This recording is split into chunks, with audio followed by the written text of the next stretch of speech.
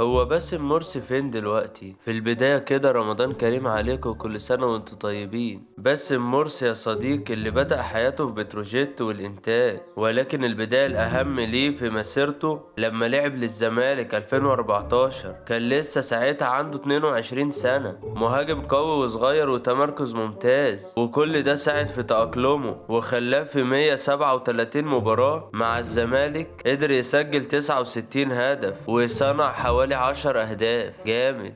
وكمان قدر ياخد هداف الدوري الممتاز 2014-2015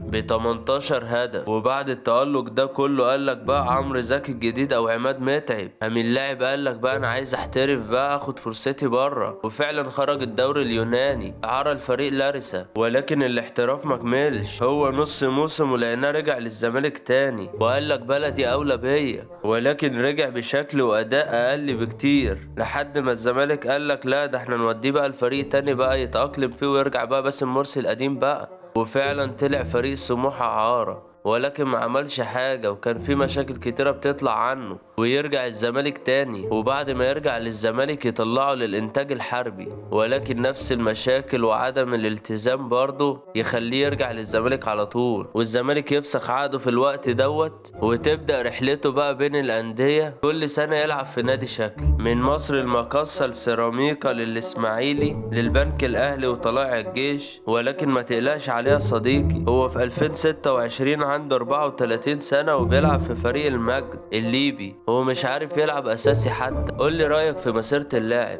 وتفتكر هو أثر في حق نفسه ولا هو لاعب عادي ودي مسيرته الطبيعية؟ وكالعادة ما تنساش اللايك والاشتراك. شكرا.